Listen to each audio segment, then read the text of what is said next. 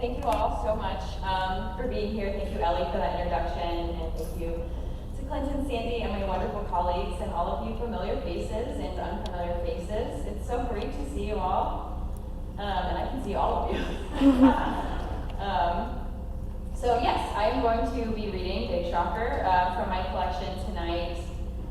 And maybe it's recency bias, but I decided that I was going to read the newest story in the collection. It wasn't even in the book when the book was accepted, and then through the editing process, I finished it and was like, hey, we got room for one more. And so it's the longest in the book, or second longest, and I'm not going to go through all of it, so I'm going to read an excerpt of it.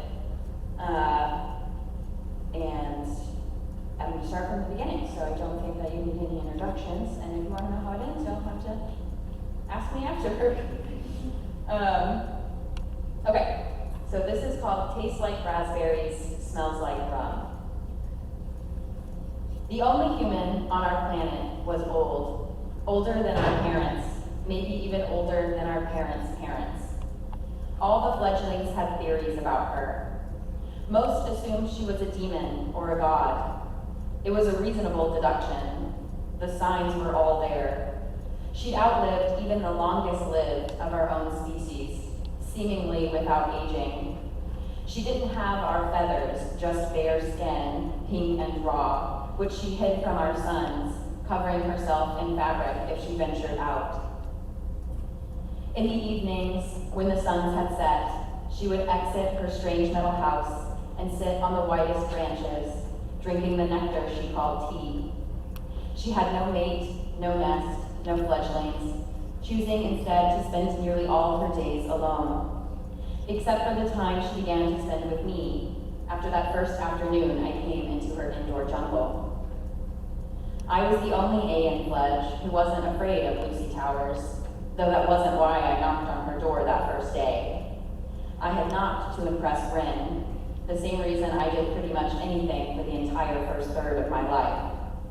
Wren and I were often among the fledges gathered in the branches every morning to swap stories about Lucy, who we only ever called her. I saw her last night, coming out of her metal nest, said Hawk, and Aya in the same cubby as Wren and me, universally beloved for how he commanded our attention. He always had the best gossip, because all the stories he told were true, unlike the others, who were mostly making it up. What do you think she was doing? Said another. He was a tiny little budgie of a boy, with small beady eyes that made his head seem bigger than it really was. He blinked too much. Magpie suggested she was casting a curse. Nightingale thought she might have been trying to summon more of her kind. A long-necked fledgling I thought might be called Swan asked if it was possible she was preparing to sabotage our annual festival of flight, scheduled to begin later that evening. Oh, absolutely. You know she killed the swallow boy, right? Said Buzz, another Aya in our cubby, molting feathered and mean. Little thing used to wake me up chirping every morning, and then one night I saw her standing outside shouting at the sky. Next thing I know, no one's seen Swallow for a week. Oh, sons, said Budgie. It'll be us next. She's a murderer, all right, said Buzz. From the back of the crowd, the entire cubby was listening intently now. Gail shouted, Careful, Buzzard. If she hears you, it'll be you she comes for next. Hawk shook his head at all of these suggestions. She just stood there, he insisted, staring up at the stars. She probably couldn't move because she was trying not to fall, said Crow, who had sleek black feathers that shimmered almost blue in the sunlight. How embarrassing, said Mag. Can you imagine being afraid of heights? Everyone shook their heads. A few in the crowd fluttered their wings, a subtle movement like a shudder, before tucking them against their shoulders again. Even Budgie laughed, and he was the only one in our cubby who had not yet learned to fly. He navigated our airborne world of branches and cliffsides by scurrying along tree trunks and hitching rides from Buzz. I wouldn't be laughing, Buzz told him. If you don't learn to fly at the festival, you're toast. He'll learn, Hawk said, and winked. Budgie fluffed his feathers proudly. I'm just saying, Buzz mumbled. If she is a demon, then none of us are safe. I looked over at Wren. She was listening to Buzz just as intently as everyone else. I hated him. I don't think she'd noticed, but Buzz had recently started looking at Ren with such a glistening in his big black eyes that I started feeling ill whenever he was around. Nothing is going to happen at the festival, Pop rolled his eyes. She's not dangerous, Buzz. But what did she look like? Gail asked, when you saw her. She was standing there in a pale white nightgown, he said, his brown eyes sharp and glistening, glowing like something from another planet. That's because she is, I said, speaking for the first time. I straightened from where I had been leaning against the trunk of the tree, fluffed my feathers once to look important. Every fledge in our cubby was looking at me now. What do you mean? Snapped Buzz, annoyed to have his limelight stolen. Huck watched me with a lazy sort of appreciation, his eyes fixed on me. She's from another planet, I repeated.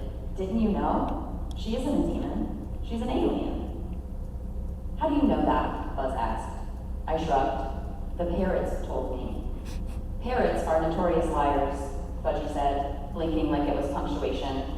They'd lose their own beaks if they weren't attached, Buzz added. My face grew hot. Hey, I said, you better take... Just listen, Buzz, said Ren, who was always coming to my rescue. The parrots have taken great care of Sparrow ever since she was little, so if she says they told her something, I believe her. She met my eyes and cooed softly. I inflated. Ren, the gentle speaker, peacekeeper, joy maker. Buzz and I both leaned back, the tension between us placated. Even Budgie tossed up his hands like he couldn't be bothered. Thanks, I whispered to Ren. My parents had died before I'd even cracked the shell on my egg, meaning I was the only Aya I knew without a proper nest. Unless you count the parrots, who took me into theirs, mostly because they were the ones with extra space. I still don't know if I believe the alien thing, though, said Buzz, much more softly. Show some respect, all right, Hawk said. The parrots are the oldest Ayas in the flock, so if anyone were a member, it's them. Buzz just shrugged, and Rin looked at me. I saw the same question in her eyes, too. I know that's what made me do it, that look. I would have done just about anything to impress her back then. Storm large cities and ash entire forests, and even square off with aliens if I had to. Anything to keep her eyes on me and not Buzz or anyone else. Okay, I said, fluffing my feathers before looking at Buzz again. I'll prove it to you. Lucy lived in a strange metal nest, the two smooth walls silver and reflective, unsettling against the vines and leaves that partially obscured it. There were a series of strange dark lines and shapes written across the sides. The parrots had explained the vessel fell from the sky many generations ago and came to a stop on the branches of our trees, which did not break under its weight. It had been there ever since, though no one knew if it was stuck or parked. The ship's body was tree-like, I stumbled over this word in my practice too. A cylindrical shape at the base, the top end coming to a point resembling a sharp angular beak far above the treetops. At the bottom, where it rested on the crisscross branches, it had two symmetrical points on either side, forming the wings. It was on one such wing that I landed, several feet ahead of Ren and the others. They landed on the edge of the branch behind me, but came no closer, watching my slow, careful steps, toes and talons struggling for purchase on the shiny level surface. But I did not look down. Wobbling could not scare me, because I had no fear of falling. When I knocked on the side of the strange metal structure that afternoon, I didn't really expect an answer, but Lucy opened the door on the first knock. If she was surprised, she didn't show it. Hello there, she said. How can I help you? She was even more alien up close. She had our basic AN structure, one head with two eyes and a mouth, two legs, two arms on either side of a torso. She even had fingers. But everything about her was just a little wrong. It was more than just the lack of feathers, the absence of strong wings on her back. Her legs and feet were covered in clothes, but it was obvious by their width that they did not end in blade-scale toes and sharp talons. She had no tail. Her fingers were blunt and round instead of tapering to a fine point, though it looked like she could still grasp things like I could. She was clutching the doorframe anyway. Strangest of all was how her face looked squished and flat without a beak, her ears too obvious, protruding from her head at a remarkable distance. Her eyes were too close together, and when she turned up her thin lips, I could see teeth. I almost turned and ran right then, stories about demons and God and missing fledges nearly getting the better of me. But I fortified myself thinking about the terror on Buzz's face and, I hoped, the amazement on Ren's. I realized she had spoken to me, and I hadn't answered. I said, a shrill nervous chirp escaping from my wide-open beak. Hello. Would you like to come in? I nodded before I could hesitate. She looked over my shoulder at the others. And your friends? I shook my head. Just me. Come on then, you're very welcome.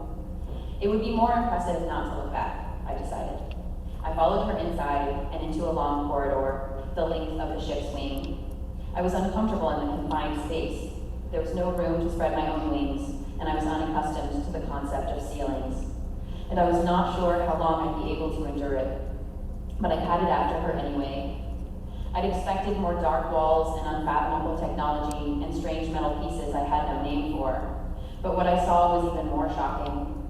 I stopped dead in my tracks as soon as we turned the first corner, where the room opened up, and up, and up, and up.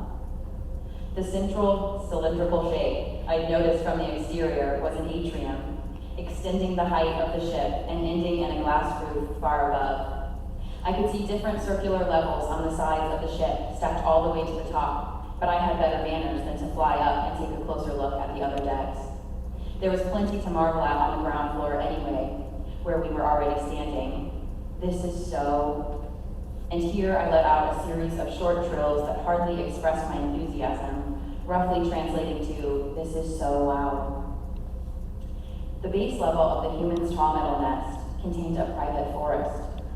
Plants like none I had ever seen before filled every corner, some proud and tall, taller than me and even the human, stretching toward the skylight far above. Others had long curling tendrils dripping from structures and draping across the floor like a bed of leaves. Lucy caught me staring and told me their names, unfamiliar to my tongue. The tall, leafy ones were sugarcane and tomatoes. The long vines she called cucumbers and pumpkins. Rosemary and mint sprouted full and bold in their own containers. Next to them, in another row, were the bulbous heads of cabbage, lettuce, kale. Sharp-toothed orange trees on the floor were crooked and unstable, tilting 6, 8 feet high toward the bright lights in the ceiling.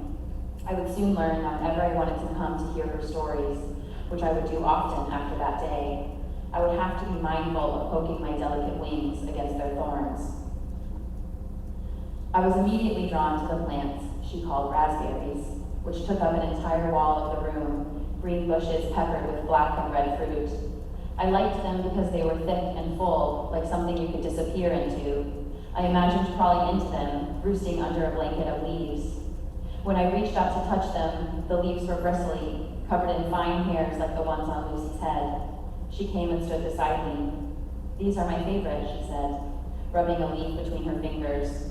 She stuck her hand wrist deep between the branches. No thorns, see? She pulled her hand out and held 2 ripe red raspberries in her palm. Would you like to try one? I took it, squishing it between my fingers, the juice turning the blue feathers on my hands a deep purple. I didn't dare eat it, even when Lucy popped the other one immediately into her mouth. She closed her eyes, savoring it. Tastes like home, she murmured. The other fledges think you're a demon, I said. I was never a subtle or delicate creature. To my surprise, she opened her eyes and smiled. Do you think that too? No, I said. I think they only say that because you're old and you look strange. She laughed. Encouraged by this kindness, I added, I heard you're from another planet. I am, she said. It's called Earth. I've studied Earth and agriculture, I said. That makes you an alien. You're the alien to me, she said. I was appropriately humiliated, but I didn't apologize. No one's heard from Earth in like 1,000 generations. Some of the younger A's said they don't even think it exists. Of course it does, Lucy said. Where I'm from, people wouldn't think your planet exists, and yet here you are. But you're speaking Ayan. She reached for a gold chain around her neck I hadn't noticed she'd been wearing, and tugged it loose from her hair and clothes. The chain held a tarnished amber medallion. You're talking English, she said. She tapped the necklace before putting it back under her shirt. Universal translator, never leave home without it. I studied her more closely then, wondering what else I had missed. She was not a beautiful creature, though I found her sort of pleasant, now that I was used to the nakedness of her skin. Her hair was brown with the soil her plants came out of. It was cut to her shoulders and bounced whenever she turned her head. She was taller than me, but not unusually. I was of average height for an Aya, but the tallest of us could have looked her in the eye, certainly. Her smile was quick and easy and full of those strange teeth. I could see the tendons in her neck, the sharp half circle of a collarbone. Her face was aged, especially around the cheeks and eyes, but I knew despite that, she still looked younger than she was. I became aware of how long I had been standing there staring at her, and felt myself grow too warm in the muggy air of the plants. I shifted my attention back to her unbelievable jungle room. Where did all of this come from? They're mine, she said. I brought them from home. Whoa, I said, looking again at the berry in my palm. Real alien plants. I grow them to eat and live, she said. On Earth, I was something of a gardening enthusiast. She had to explain to me the work of a gardener, and then the work of farming and agriculture in general, because even with the aid of her universal translator, my people had no names for such ideas. Ayas are migratory, traveling in time with the seasons of the land. Once she explained, I asked, what's the difference between a gardener and a farmer? She pursed her lips, and the expression made her look more alien for a moment. I'm not sure, she admitted. Scale? Intention? These plants are for my own private use, not for profit. This confused me even more. Who could own the trees? And you did this on Earth too, the farming? Some people did, not me. I became a pilot, which was just a way for me to get out here, really. She gestured to the ship and the world beyond. I had dreams of being an interstellar journalist in my youth. She explained that was like a truth seeker, a storyteller, and I spread my wings and chirped. Stories were something I did understand. You should hear the stories they tell about you, I said. She smiled. I don't get many visitors, I'm afraid. I've watched generations of your species come and go, each a little more frightened of me than the last. I'm not frightened of you, I told her honestly. But the rumors do make me wonder what stories they'll tell about me when I'm grown. What stories do you want them to tell? She asked. That I burned so bright I was like a third sun, that everyone had to squint to look at me. Sounds like quite a life, she said. I fluffed my feathers. Oh, I hope so. Would you like to hear some of mine? I said I would, and I suppose that's what started it all, really, the stories. All afternoon, she regaled me with stories of other worlds, nearby ones and far-off ones, where giant squids and kind old whales roamed the stars, where every month the men grew out of moonlight and children ran away, where girls had the power to create stone with their eyes, where stars love and live and die. My favorites were about the reptiles, over 100 feet high, some of them, who had roamed her planet long before her people. Some of them, she said, would swallow entire boulders to aid with their digestion. We do that, I said, though I like gravel more than stones. The dinosaurs were magnificent, Lucy continued. Feathered and scaly and large and small, big ones larger than your tallest nest, and tiny ones which could fit in the size of your palm. They flew, they swam, they stomped, they ruled Earth for thousands of years. And she told me then how they had all died, how a rock from space came down and destroyed everything in one fast and fleeting midnight minute. She would not tell me this on the first day, but eventually I would learn how she came to be here alone on this planet, and I would hear in her story the echo of dinosaurs. She told me she'd left Earth many alien lifetimes ago with a crew of 6, on a long-term mission to study a distant star system. But early into their travel, they encountered a meteor storm that killed half the crew and damaged the ship's fuel containment systems. She managed to land the ship successfully on this, the closest habitable planet to the accident. But the remaining members of her crew died, either from injury or from the passage of time. Don't mourn the dinosaurs, she told me on the first day, long before I knew her personal story. Instead, imagine all the wonderful things that came after them. And she told me about alligators and airplanes and cigarettes and pirates and many other wondrous things of her world. The great tragedy, if it was one, was lost on me. It was many hours before I realized the atrium had gone dark, the sunlight streaming through the windshield above replaced by stars. I gotta go, I said. scrambling to my feet where I had settled comfortably against an orange tree. I'm going to be late for the festival. But I knew I would be back to this warm and meadow and green place as many times as she would have me. We said goodbye, and before I turned to leave, I handed her the remnants of the crushed raspberry I held in my hand, more pulp now than fruit. My feathers would stay sticky and smell sweet for the rest of the evening. Not that afternoon, but very shortly thereafter, Lucy would give me another raspberry, fresh from the bush, and that time I would eat it. It's perfectly safe, she said. The birds on my planet eat them all the time. I asked her what a bird was, and she told me, and I laughed and laughed.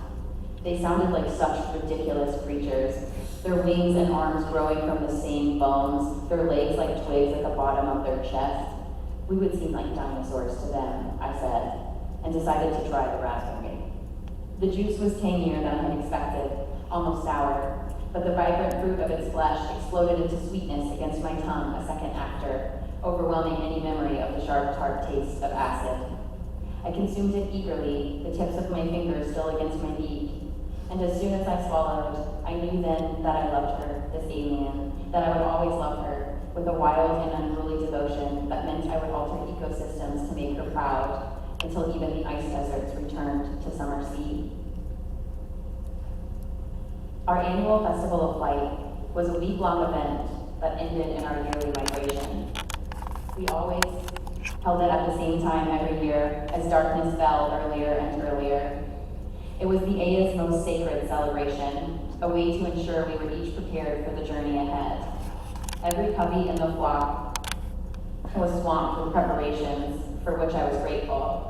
It would distract the parrots from noticing my tardiness. Once an Aya fledges, they're largely left to their own devices anyway, expected to leave their nests and spend time in the company of other fledglings until the final day of the festival, when we choose a mate for the migration ahead in anticipation of starting our own nests. The festivities were well underway when I arrived, fluttering softly onto the cliff top a distance away from the edge, where the others had gathered. Food and drink and games were in abundance, but the main event of each night's ceremony was the cliff dance, when flighted and non-flighted Aya alike careened around the cliff top, over and over, until eventually everyone jumped off the edge, the idea being that if you jumped with enough luster, eventually gravity would sour on you and spit you into the air, and instead of falling, you'd take flight toward the sun. Many hatchlings who hadn't yet learned to fly did so for the first time at this event every year. I folded my wings silently against my back and joined my friends, this year's clutch of fledglings who would be participating in the festival for the first time and choosing a mate. I should have known better than to hope my arrival would go unnoticed. As soon as I took my place beside Ren, she grabbed my arm and shouted, "Spare, thank the suns you're back. I was so worried. We didn't know what to do. I wanted to tell the parrots, but Buzz said I shouldn't." He was standing on the other side of her and leaned over when he heard his name. "I figured you'd either escape or die. Nothing we could do about it either way." "Thanks for the vote of confidence, Buzzard." I rolled my eyes. "What?" He shrugged. "I said escape or die. I gave you a 50-50 chance." "Well, I didn't need to escape," I said. "She's actually really nice." "What was it like?" Ren asked, her hand still on my arm, eyes wide. The others had crowded around me by then, bombarding me with questions, wanting to know everything. I told them almost all of it, about the universal translation device, the stories of her travels, the dinosaurs, the pirates, the plants. But I decided not to tell them about the red raspberry I'd crushed in my palm, how the juices stained my feathers. The experience felt too private, too important to share with those who would not understand. When I finished, Hawk looked especially impressed. He said nothing, but he chirruped in my direction in a way that made me nervous, if not reluctant, to meet his eyes. I flexed my talons in the dirt and changed the subject. My gaze shifted to the crowd beyond my friends.